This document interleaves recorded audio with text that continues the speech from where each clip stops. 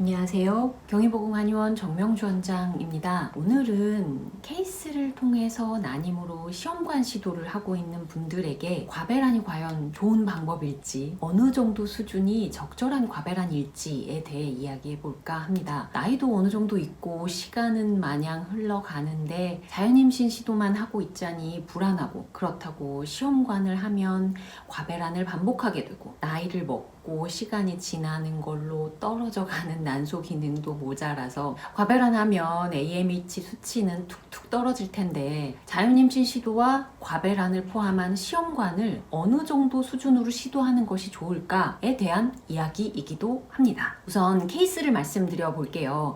만으로 40세, 결혼 7년 차이고 임신 계획이 있었던 3년 전부터는 보조생식수를 했습니다. 인공수정 6번, 그중 2번은 성공을 했지만 모두 초기 유산. 이후로 시험관을 3번 반복하면서 매번 과배란을 했습니다. 인공수정 전의 AMH는 좋은 상태여서 과배란으로 채취된 난자의 개수는 11개, 9개, 4개였으나 반복할수록 개수가 좀 줄어들죠. 근데 이마저도 모두 이식에 실패, 동결에도 실패. 과배란 후의 AMH는 나이보다 젊었던 수준에서 훅 저하가 되어서 40대의 나이와 동일하게 나왔습니다. 반복되는 실패에 난임병원에서도 좀 쉬었다가 시도해보자고 해서 내원을 했습니다. 이건 여담이지만 이 연령대에 난임으로 이제 시도를 하시는 분들은 처음 난임병원에 방문을 하면 시간이 없으니 한 달이라도 젊은 난소일 때 빨리 시도해야 한다고 하지만, 막상 연달아 과배란을 하고 결과물이 좋지 않으면 쉬어야 한다고 말을 하게 됩니다. 참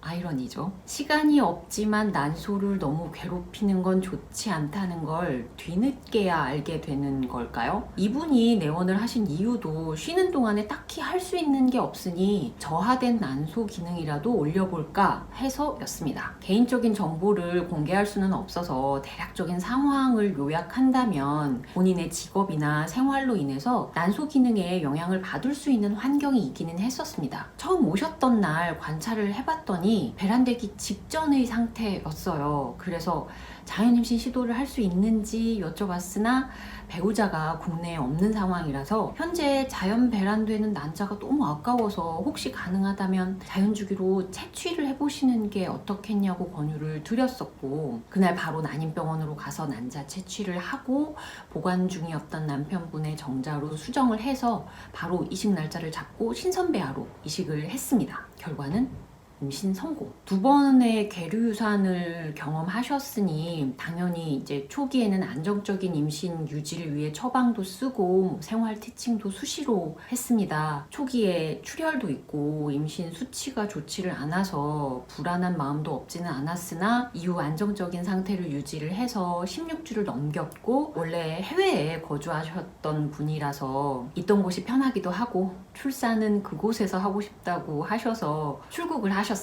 그게 벌써 3개월 전 일이고, 최근에도 임신은 잘 유지되고 있다는 소식을 들었으니 곧 30주를 넘기게 되겠죠. 이 케이스를 본다면 자연스럽게 떠오르게 되는 질문이 있겠죠. 과연 이분의 임신 시도 과정들 중에서 과배란이 유효했다고 볼 수 있을까요? 오히려 초기에 반복된 인공수정과 연속된 시험관 시도의 과배란으로 난소에 무리를 주었었던 것은 아니었을까요? 과배란의 유도가 아닌 자연적인 배란이었을 때의 난자질이 더 좋았던 것은 아니었을까요? 난임인 상황에서 과배란은 어느 정도 하는 것이 가장 적절할까요? 인공수정, 시험관 등을 수차례 반복하고 실패한 후에 내원을 하시는 분들에게는 나에게 맞는 적정 수준의 과배란이 어느 정도이고 시점은 언제가 적당할지, 그리고 자연임신 시도의 가능성과 자연주기의 난자 채취까지 이런 세부 사항들의 수위를 정하는 것이 가장 어렵습니다.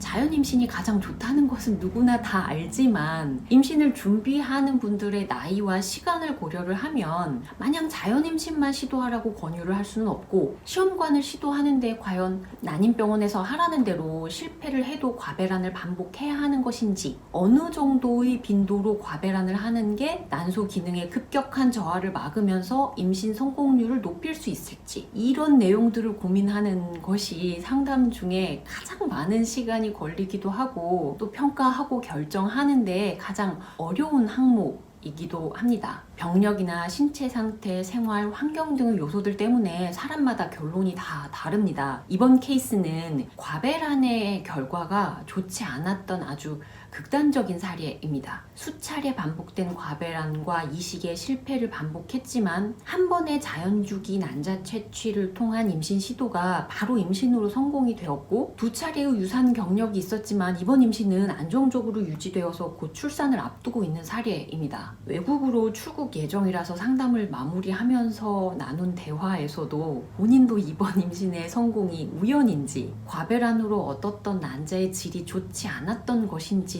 모르겠다고 하시더군요. 저 역시 그거는 알 수가 없습니다. 팩트 체크를 해보면 지금보다 더 젊었을 때의 난소에 많은 개수의 난자와 질이 최상급이라고 평가되었던 배아를 이식했음에도 불구하고 모두 이식에 실패를 했던 것이나, 배란 유도로 더 많은 빈도의 임신 시도를 했던 인공수정 역시 임신이 되기는 했지만 유지하지 못했던 것을 생각해 본다면, 더 나이가 들고 반복한 과배란으로 AMH 수치는 현저히 떨어졌음에도 불구하고 이번 자연주기 채취로 임신을 성공하고 유지가 되고 있는 것에는 이유가 있지 않을까 생각합니다. 모든 분들에게 자연주기의 채취를 설명하지는 않습니다. 한 번의 케이스를 모든 환자들에게 확대 해석하지는 않아요. 그리고 필요한 경우 과배란과 체외 수정, 이식을 먼저 권유드리는 분들도 있습니다. 제가 이 케이스를 통해서 말씀드리고 싶은 것은, 난임으로 여러 방향의 임신 시도를 하고 계신 분들이라면 보조 생식술에서 과배란이 가지는 장점과 단점에 대해서 올바르게 평가를 하고, 내 상황에서는 어떤 시점에 어떤 방법을